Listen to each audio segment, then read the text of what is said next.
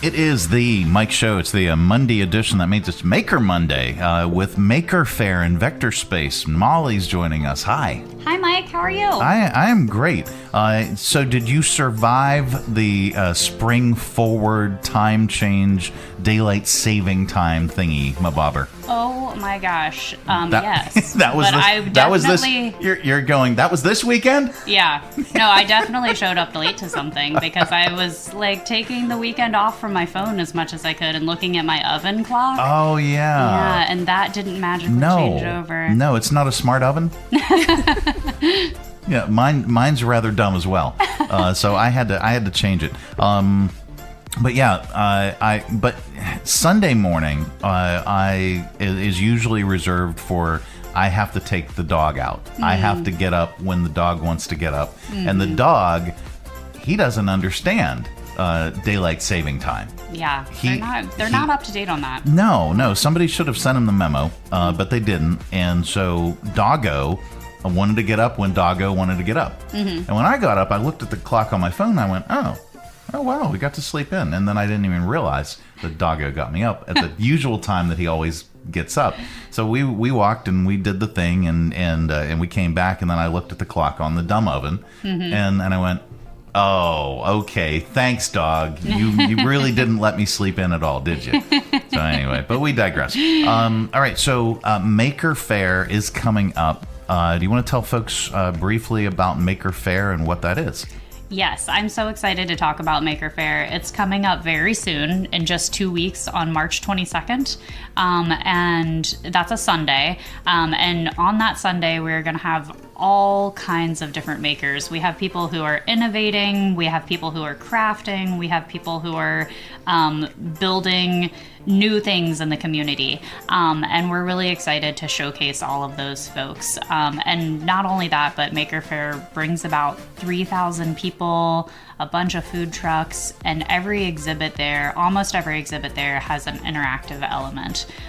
So we really love to emphasize the fun of learning and getting hands-on and playing when you're at Maker Faire. So. And I love Maker Faire. We've been there now. This will be, how many years have we been doing this? You've been coming for maybe 4 years. Really?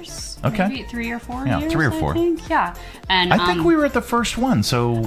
Were you? That's just my perception. Wait a minute. When you were, was there a Maker Faire before you got to Vector Space? Yes. This is actually the 9th Maker Faire. Oh, then I haven't been to any of them except for the ones that you were at. Yes. Okay. So I have. So let's rewind. All right. So we've been at 4 Maker Fairs now? Yes. Okay. Yeah. Good to see you for the 4th year of Mike at Maker Faire. Yeah, we'll be there. We'll be broadcasting live, and we're about as interactive as you can get. We've got a prize wheel, and you can come and spin it and win something. Nice. Or not. Maybe. Yeah. Or just win the prize of getting to chit chat with Mike and his awesome radio voice. Yeah, I don't know about that. Well, anyway, we digress. So Maker Faire coming up, and you brought us some of the folks that are going to be at Maker Faire. Yep, I feel pretty lucky. I've got some great makers at my side, people who are creatives in our community, and just as all the creatives at Maker Faire, they're very wildly different, but we're so excited to celebrate the particular passion projects that they're following. Nice. Lillian is with us from Restory, and she's going to tell us all about it. Well, thank you so much for having me here today. I'm very excited to be part of Maker Faire and also be on the Mike Show. This is a great opportunity. But yeah, so Restory Arts Foundation is a new project that was established in 2024. Okay. I was always a creative person. I did dance, I did photography, and always knew that space was such a huge influence on artists, as Vector Space is very aware, and any other maker space, that space can really impact an artist's career. And so I wanted to take that passion for supporting artists with my love for historic properties and kind of add them together. And so the premise of Restory is taking once abandoned historic properties, renovating them, and turning them into artist residencies to be utilized by artists to be able to have time and space to focus on their craft. Wow. Okay. So I have 3 images of a property that you're currently working on. Tell us about this particular property. Yeah, of course. This property is going to be the first of many, hopefully. It was built in 1935 by an artist. It has a very unique history. The artist, Gertrude Shook, was 22 years old when she designed and built the property. Wow. Which is just absolutely incredible. And she had a very... What year? I'm sorry to interrupt. Oh, you're fine. What year was this property built? What year was this building built? 1935. Okay. So it's very reminiscent of the Bauhaus architectural style in Germany. It's in Keysville, Virginia, so it's about an hour from Lynchburg, Okay. and it's in a very rural community. So the artist who built it was very ahead of her time and was very in the now for the 30s.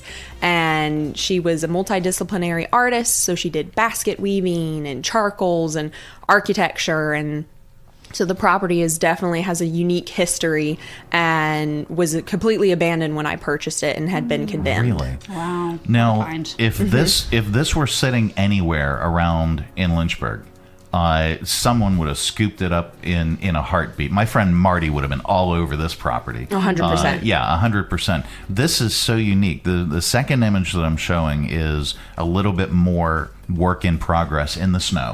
Yes. Yeah, That was at the end of January when we Yeah. had that big snowstorm come through.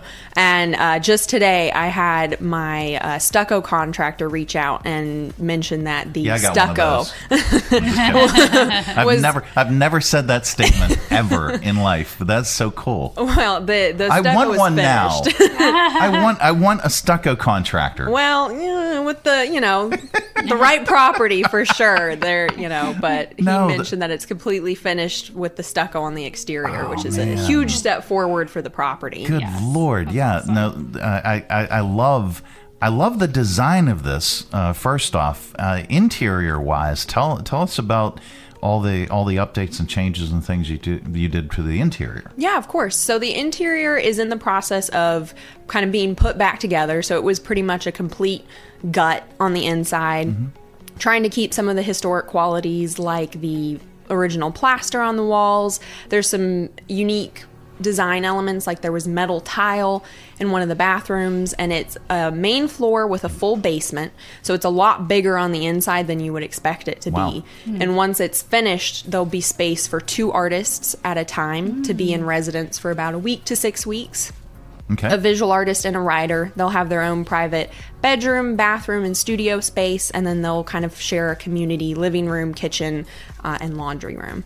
Good Lord, this is amazing, and I love the windows that you've chosen. The last image that I'm showing is I guess prior to your stucco contractor completing the stucco, but yes. the windows are in there. Those are amazing. They were definitely, it's a very character defining feature of that style. Good And Lord, when I yeah. purchased the house, those windows the original ones had been taken out and replaced with just like your standard vinyl, very small windows. So Yeah. they had closed in the space. Yikes. And when we started doing the demo, I saw the openings for how big those windows are. Right. And just knew that they had to go back in. It was one of those hills Yeah. to die on for this property, and there's 17 windows in total Oh wow. for this tiny house. So the Gertrude Shook definitely knew what she was doing with opening it up to all of the light. Yeah. And it sits on 2 acres, so it has beautiful views in every direction. That's And- inspiring. yeah, it's just such a That- peaceful, beautiful property. Yeah, that Yeah. just goes along with the mission of if you're an artist, man, you need a space to really, create and really reflect and really think. And that is a beautiful property as is now, the last image that I'm seeing. And you're keeping the exterior is still going to stay white? It is, yes. Yeah. All right. What was the idea? And I know overall, but what was the one thing that said, you know what, I'm going to do this?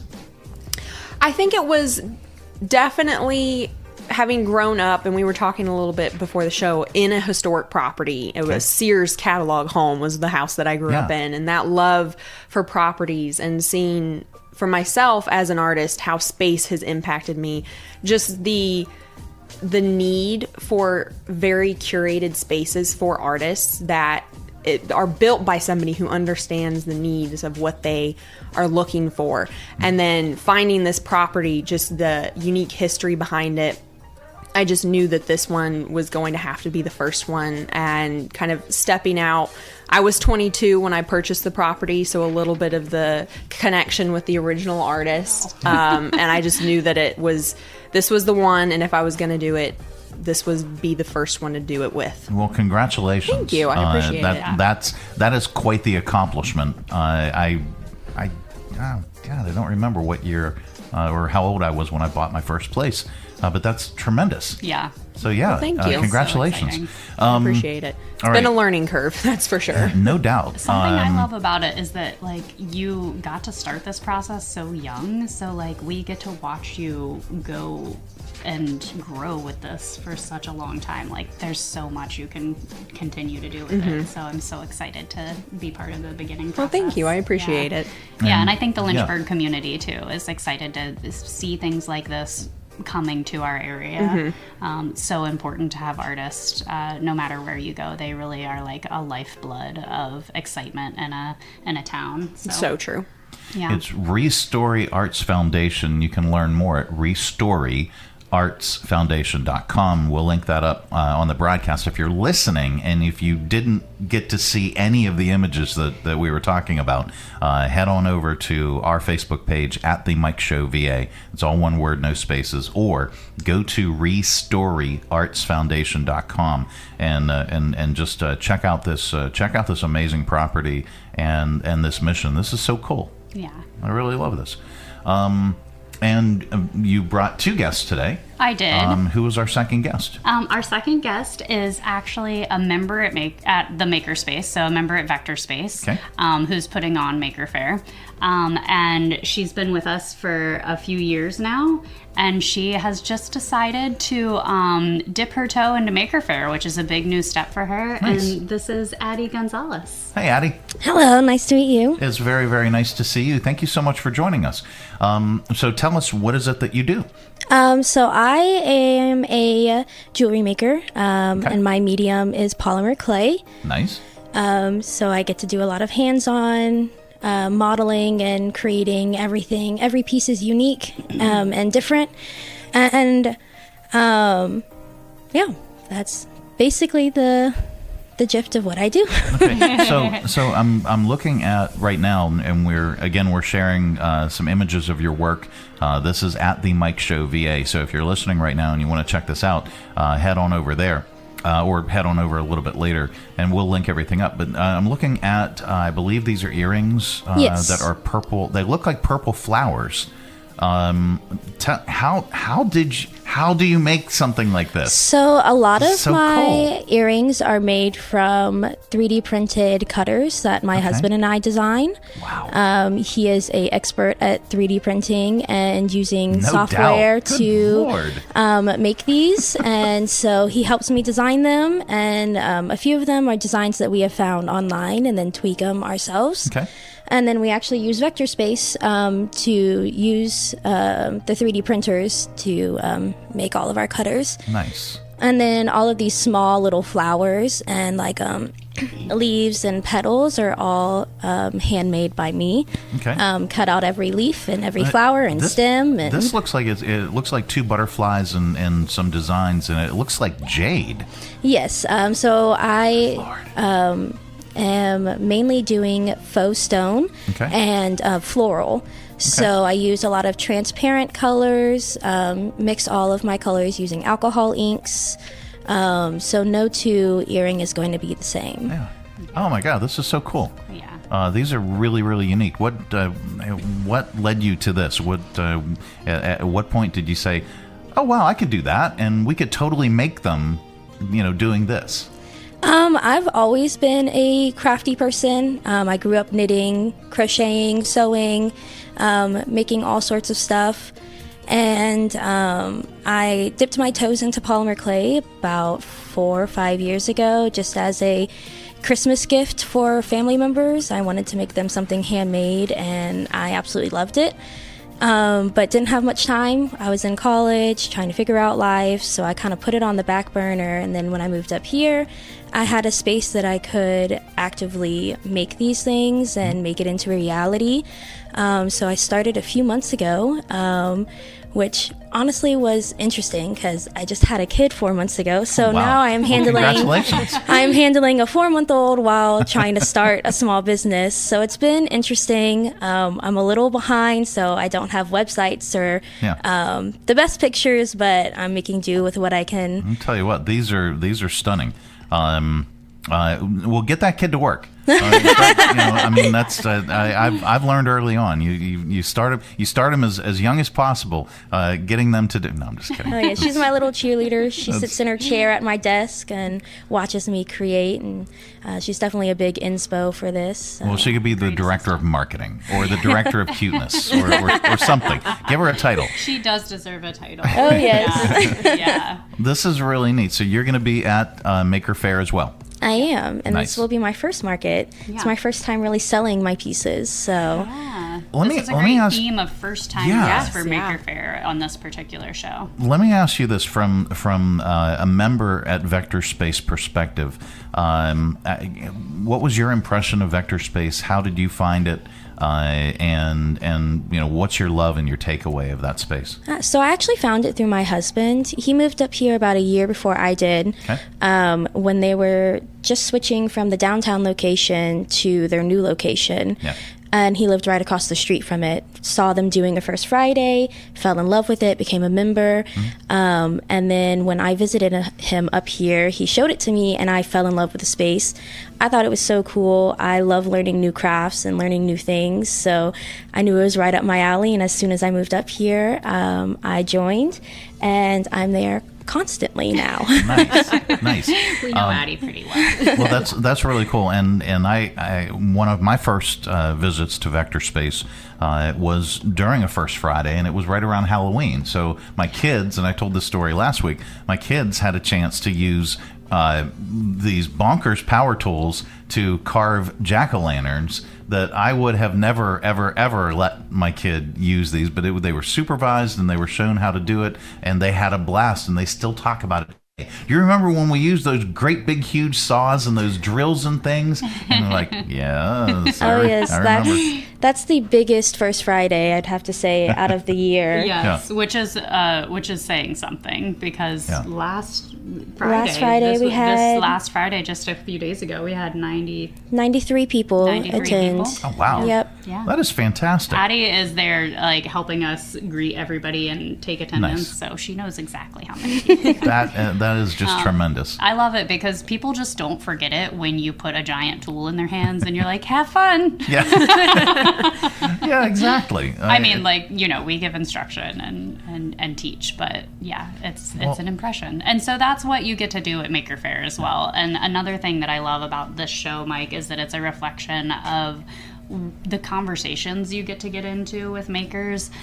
Each of us, I feel, and it's a special trait in the maker community, is so excited to share what we have and like what we do, because we want other people to be able to access that in the community, and we want other people to be able to do the same things. It's not a closed community at all. We want to share how polymer jewelry is made, and we want to share that there's artist residency spaces opening up. So I'm excited that people will get to have these conversations, not just with these makers, but with up to 60 of us. So it'll be this on lots of steroids. Well, and Maker Faire is now expanded as far as the time frame. So Yes. it's coming up Sunday, March 22nd. It's on the campus of Randolph. That's right. But you've expanded the time frame too. Yeah, we used to do from 11 to 4 p.m. We were a smaller fair once upon a time.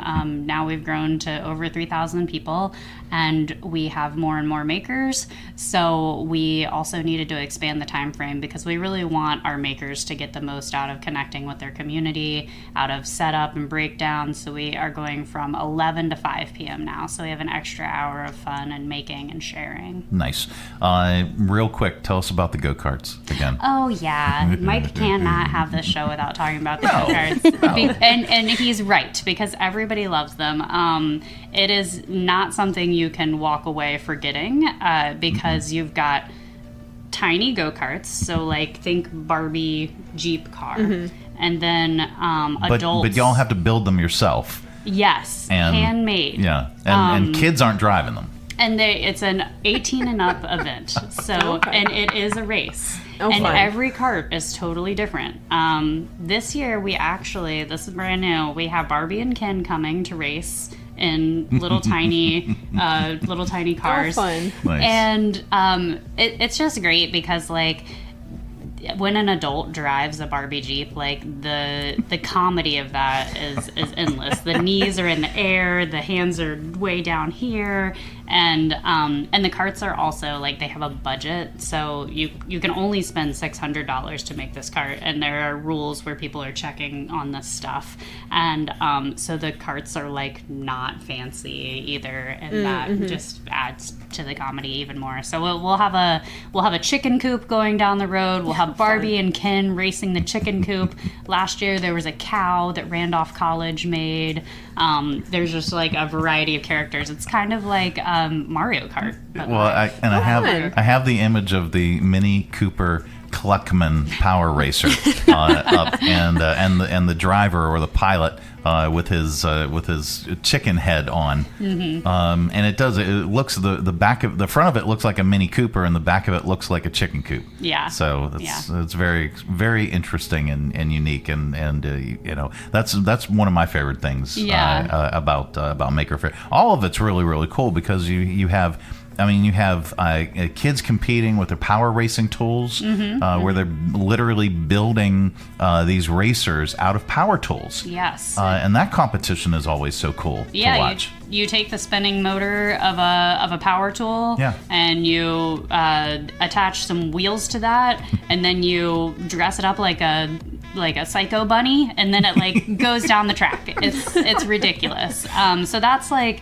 Yeah, so all of this is to say, like, the diversity of Maker Faire and the celebration of any kind of creating, and how fun that can be. We're also having cosplay this year as much as we can, inviting cosplayers to come. We have some folks who do Star Wars dress up, so we've got like real stormtrooper suits that will be walking around, and then we're offering a free $10 food voucher for anybody who shows up in a homemade costume. Nice. So definitely, if you are a costume maker out there, join us for that, where we embrace all the kinds of making. So. I'm looking at the Mad Max cart right now. Yeah, that's cosplay itself. You know, it's very dressed up. And one of my favorite exhibits is going to be Hill City Homebrewers. Yeah.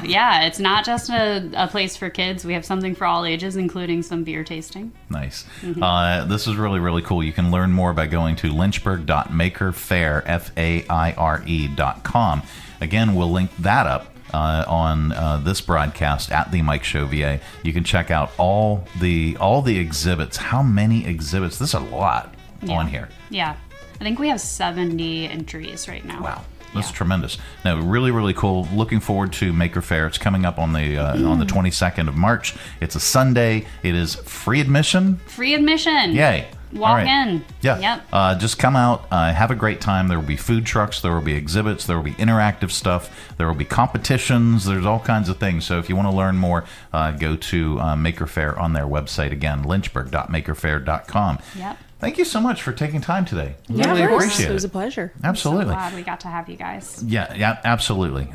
Looking forward to learning more about both of your businesses, and I want to see some finished product photos. Of course. Once your house is like done and open, I'd love to do a follow up on that. Will you guys do an open house at some point? Yes. Actually, every month from April to October, on the second to last Sunday, I do an open house. So cool. you can see second to last Sunday. Okay. From about like 1 to 3. Nice. People can come and see finished product when it's finished, but also the progress. Awesome. So there will definitely be a full open house once everything is finished, for sure. Cool.